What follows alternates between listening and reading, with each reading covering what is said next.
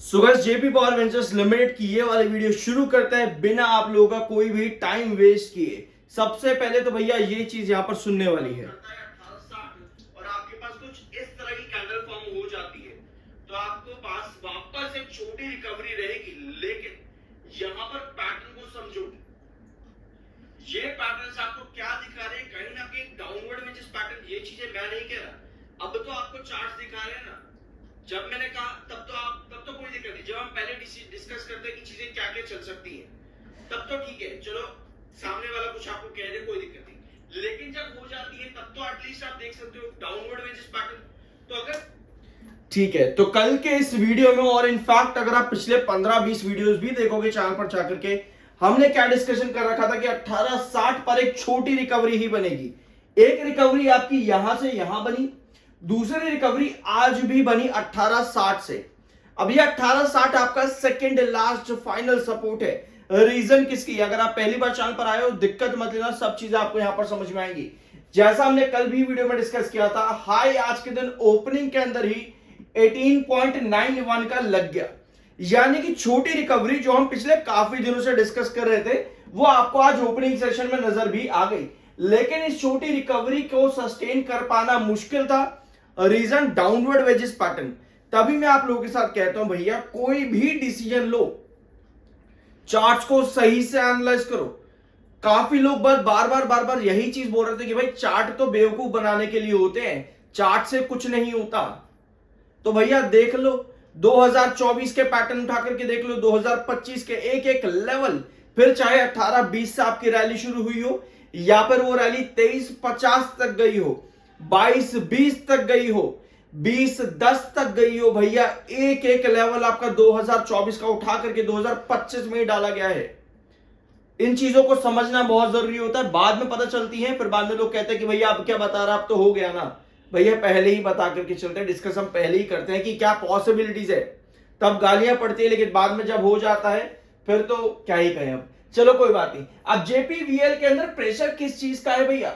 जेपीवीएल में प्रेशर इस चीज का है कि जो लेंडर्स आपके हैं वो अपना स्टेक यहां पर बेचना चाहते हैं 25% का, potential increase of 51% through an open offer जो कि यहां पर है, जिसमें जेपी एसोसिएट्स के अंदर जो भी नए बिडर्स आपके आए थे, जैसे कि अडानी ग्रुप, दालमिया या फिर आपका वेदांता ग्रुप, वही सब आपके बिडर्स यहां पर भी देखने को मिल सकते हैं। लेकिन ये बिडिंग शायद नहीं होगी, जो ओपन ऑफर रहेगा, क्योंकि कोई इंसॉल्वेंसी तो नहीं है ना, तो यहां पर बिडिंग वाली चीज नहीं है जो कि जेपी एसोसिएट में थी। ये ओपन ऑफर रहेगा जो कि स्टेक सेल करेंगे इसके lender JP power ventures limited के, जिसमें आपको यही नाम देखने को मिल सकते हैं। ये अभी एजम्पशन है और ये खबरें आपको लगातार 29 जुलाई या उसके पहले से देखने को मिल रही है, और हम इसको डिस्कस भी लगातार कर रहे हैं। जो भी डेवलपमेंट इसमें आती है वो आपको चैनल पर मिल जाती है, तो एटलीस्ट इस बात के लिए तो चैनल को सब्सक्राइब कर सकते हो। बट कोई बात नहीं, आज के दिन अगर आप यहां पर देखोगे, मिड डे में सेल क्वांटिटी 49.91 लाख की है, बायर 23,49,000 है, यानी कि लगभग डबल से ज्यादा 1:2 के रेशियो पर आपके पास सेलर हैं। एक बार पर 2 से ज्यादा सेलर बने हुए हैं। मिड डे में 56.48% की डिलीवरी है। गिरावट अब ये और बढ़ चुकी है, क्योंकि जो छोटी रिकवरी मिलनी थी डाउनवर्ड वेजिस पैटर्न के अकॉर्डिंग, वो ओपनिंग में बनी, फिर वापस से डाउन ट्रेंड अभी चार्ट पैटर्न पे आएंगे। 35.6 का आपका एमएफआई है, 39.0 का आरएसआई है, न्यूट्रल टेक्निकल से लेकिन सपोर्ट नहीं मिल रहा है। अब आते हैं आपके चार्ट पैटर्न पे। तो भैया ये कहानी आपकी, ये जो आप हॉरिजॉन्टल देख रहे हो ना 1860 की, एक बार रिकवरी बनी, आज भी ओपनिंग के अंदर रिकवरी बनी, लेकिन जो हम डाउनवर्ड वेजिस पैटर्न डिस्कस कर रहे थे उसमें आपको ये डायगोनल देखनी है, जहां पे एक बार, दो बार, तीन बार डाउनवर्ड वेजिस पैटर्न में आपके गिरते रेजिस्टेंस होते हैं और गिरते सपोर्ट होते हैं। ठीक है, तो अगर 1860 आपका इसी तरह से ब्रेक डाउन होता है तो नेक्स्ट सपोर्ट आपका बनता है 70-80 के आसपास। ये पॉसिबिलिटीज है चार्ट पैटर्न के अकॉर्डिंग। एक एक लेवल, फिर चाहे वो 23-50 का रहा हो या 22-20 का रहा हो या 21-10 का रहा हो या कोई भी रहा हो, एक एक pattern JP power ventures limited के अंदर 2024 के अकॉर्डिंग चला है। अब तो आंखें खोल करके हम देख ही सकते हैं। बाकी आपका अपना ओपिनियन, बाय सर की कोई रिकमेंडेशन नहीं है, वो आपकी अपनी मर्जी होनी चाहिए। और हाँ, एक बार फिर से मैं आपको बता दूं, कोई भी डिसीजन आपके अपनी खुद की रिसर्च के बिना नहीं आना चाहिए। फिर चाहे मार्केट एक्सपर्ट्स के ओपिनियन देखो या मार्केट एक्सपर्ट जैसे कि मोतीलाल ओसवाल, आईसीआईसीआई सिक्योरिटीज या कोई भी, या कहीं भी सोशल मीडिया प्लेटफॉर्म पर किसी का भी कंटेंट देखो, डिसीजन फाइनल आपकी रिसर्च के बाद होना चाहिए ताकि आप नॉलेज गेन करो मार्केट में। ठीक है, अब आते हैं आपकी रिक्वेस्ट पर, आईडीबीआई पर। आईडीबीआई पे आपकी रिक्वेस्ट थी तो एक छोटा सा ग्लिम्स यहां पर फटाफट से ले लेते हैं इस पर।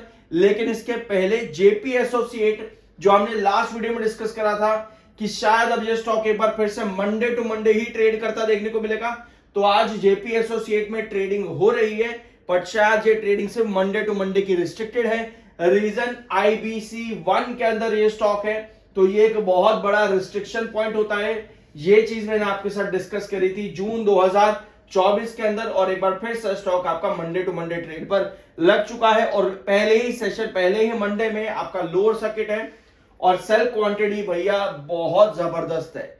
1,03,34,893 सेलर यहां पर हैं और लोअर सर्किट पर एक्टिव है, तो सेलिंग भी आपकी यहां पर नहीं हो सकती। ठीक है, अब आते हैं आपके आईडीबीआई पे। तो भैया आईडीबीआई मार्केट कैप 94,000 का है, स्टॉक का PE 12 का है। आज के दिन स्टॉक में एक अच्छी रिकवरी है, बट ये रिकवरी बहुत डिसेंट है 1% की। और बैंकिंग सेक्टर में आपको इंडिया में ज्यादा अच्छा ग्रोथ करता देखने को नहीं मिलता शॉर्ट टर्म में, बट अगर आप लॉन्ग टर्म में जाते हो, आपके पास बहुत से इंडिया में बैंकिंग स्टॉक्स ऐसे हैं जो बहुत स्ट्रॉन्ग परफॉर्म करते हैं, लेकिन शायद आईडीबीआई उनमें से एक नहीं है। क्योंकि अगर आप इसके चार्ट पैटर्न पे देखोगे, ये पिछले एक साल का चार्ट है, आप यहां पर देख रहे हो कि भैया लगातार एक डाउनवर्ड वेजेस पैटर्न बना करके आज छोटी सी रिकवरी दिखाने की कोशिश चल रही है, जैसे बीच बीच में चलती रही। यहां पर देखो, आज भी एक छोटी रिकवरी दिखाने की कोशिश यहां पर है आईडीबीआई के अंदर। अगर आपको यहां पर ब्रेकआउट चाहिए तो आपको रेजिस्टेंस को ब्रेक करना पड़ेगा, जो कि आता है अराउंड 88 के आसपास, 89 88 के आसपास आपका रेजिस्टेंस आता है। अगर ये ब्रेकआउट होता है तभी आपके पास ब्रेकआउट बनेंगे, अदरवाइज इस डाउनवर्ड वेजेस पैटर्न को स्टॉक कंटिन्यू करेगा। नेक्स्ट रेजिस्टेंस आपका आता है वही 89.50 पे, तो ये दो रेजिस्टेंस है जो कि ब्रेकआउट होने जरूरी है, otherwise wages pattern downward trend में आपका कंटिन्यू हो सकता है। तो ये पॉसिबिलिटीज है। अभी कंपनी ने रिसेंटली Q1 के नंबर्स दिए जो कि both quarter and year on year basis पर काफी स्ट्रॉन्ग थे। कंपनी का रेवेन्यू और प्रॉफिटेबिलिटी भी अगर आप देखोगे कंपनी की, तो कंपनी के प्रॉफिट्स कितने आए थे, 2024 करोड़, जो कि क्वार्टर बेस पर 70 करोड़ का छोटा सा डिप था। Where year on year basis पर कंपनी के प्रॉफिट्स में बड़ी तेजी थी, लेकिन उस सब के बावजूद भी आईडीबीआई में किसी भी तरह की कोई रिकवरी, कोई ब्रेकआउट, कुछ नहीं मिला। स्टिल डाउनवर्ड वेजेस पैटर्न के अंदर स्टॉक बना हुआ है। अभी भी प्रमोटर के पास आईडीबीआई बैंक के काफी अच्छा खासा स्टेक है, 94.72% का। एफआईएस के पास बहुत छोटी क्वांटिटी 0.54, आपके डीआईएस के पास 0.15 और 4.59 आपकी पब्लिक के पास होल्डिंग यहां पर बनी हुई है। तो ये आईडीबीआई लिमिटेड। बाकी देखो, बायर सेल की कोई रिकमेंडेशन नहीं, वो आपका मर्जी और ओपिनियन होना चाहिए। आई होप कि ये वीडियो आपको पसंद आया होगा। मिलता अगले वीडियो में, और सब्सक्राइब के बिना मत जाना।